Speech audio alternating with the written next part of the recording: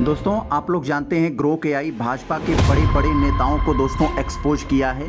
आज उसी तर्ज पर हमने ग्रोक एआई से एक सवाल पूछ लिया कि आखिर मोदी जी देश के मुद्दों को भटकाने के लिए अब तक कितनी बार रोए हैं। ग्रोक एआई ने इतना सरल, सटीक और प्रामाणिक तरीके से जवाब दिया कि आप भी हैरान रह जाएंगे। पहले आप पूरा वीडियो देखिएगा, तभी आप दूध का दूध पानी का पानी कर पाएंगे। आधा अधूरा वीडियो ज़्यादा खतरनाक हो सकता है आपके लिए, इसलिए पूरा देखिएगा कि कैसे मोदी जी किस तरह से जब भी किसी बड़े मसले पर फंसते हैं तो किस तरह से अपने आंसुओं का सहारा या अपनी मां का सहारा लेकर उस देश की जनता को इमोशनली ब्लैकमेल करते हैं। पहले हम समझते हैं कि मोदी जी के सार्वजनिक रूप से भावुक होने की प्रमुख घटनाओं के बारे में एक छोटा सा इंट्रोडक्शन समझते हैं। उसके बाद एक एक पॉइंट पर हम लोग बात करेंगे और अंत में देखेंगे कि किस तरह से वो इमोशनली ब्लैकमेल करते हैं अपने आंसुओं के जरिए। देखते हैं जरा।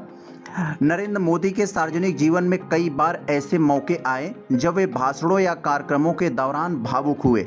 नीचे कुछ उल्लेखनीय उदाहरण दिए गए हैं जो विभिन्न स्रोतों से लिए गए हैं। तो दोस्तों हम लोग पहले पॉइंट में देखते हैं कि आखिर गुजरात के भुज में 2004 में मोदी जी क्यों रोए थे।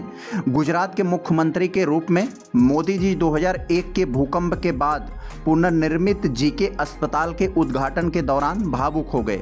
उन्होंने कच्छ के लोगों की पीड़ा को याद करते हुए आंसू बहाए। 2014 संसद भवन में क्यों रोए थे।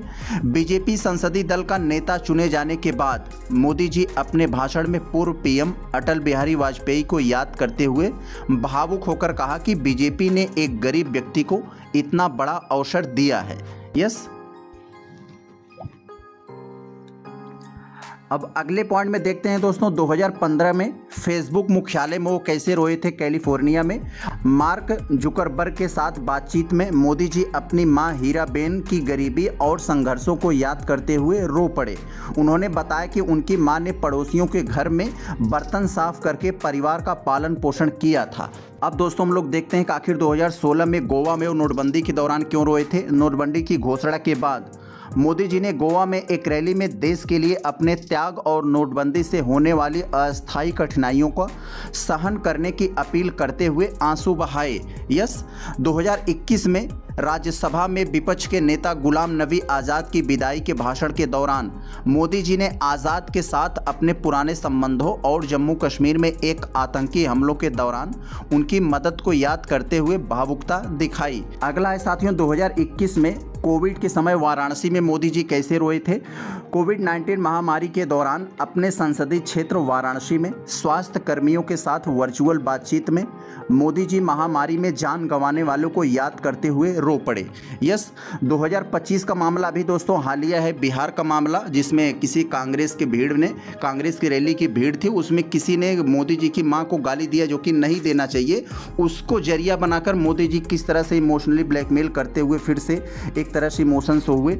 एक रैली में अपनी मां के खिलाफ अपमानजनक टिप्पणियों का जवाब देते हुए मोदी जी ने कहा कि यह सभी माताओं का अपमान है और इस दौरान वो भावुक हो गए। अब दोस्तों दूसरे पॉइंट में हम लोग समझते हैं क्या वे भावुक क्षण मुद्दों से ध्यान भटकाने के लिए थे। अब इसको जरा समझा जाए दोस्तों। आलोचकों और विपक्षी नेताओं ने दावा किया है कि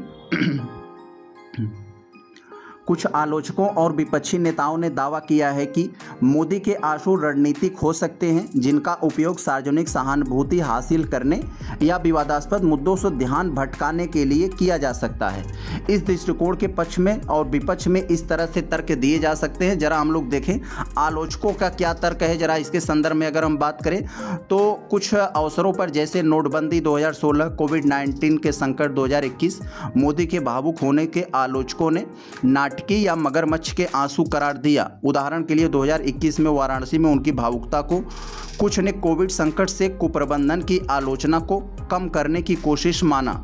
इसमें विपक्ष की क्या प्रतिक्रिया रही, जरा इसको समझे तो कांग्रेस नेता राहुल गांधी 2024 में और प्रियंका गांधी वाड्रा 2023 में मोदी पर हमेशा रोने और व्यक्तिगत पीड़ा पर ध्यान केंद्रित करने का आरोप लगाया, जबकि रोजगार, महंगाई और शासन जैसे वास्तविक मुद्दों को नज़रअंदाज करने का दावा किया।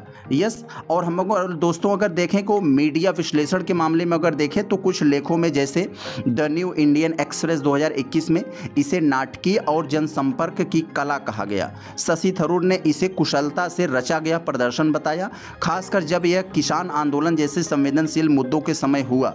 यस और दोस्तों, इस पॉइंट को समझिए जो सबसे ज़्यादा ताकतवर पॉइंट है कि सोशल मीडिया की प्रतिक्रिया। आप लोग जानते हैं 2021 में कोविड से संबंधित भावुक जब भाषण मोदी जी ने दिया था तो उस समय यूट्यूब पर जो वीडियो मोदी जी की चल रही थी, लाइक से ज़्यादा डिसलाइक थे। अब तो नहीं दिखाता लाइक डिसलाइक कितना है, तो पहले दिखाता था, तो लाइक से ज़्यादा डिसलाइक दिखा रहा था मोदी जी के वो रोने का कोविड-19 वो मामला था।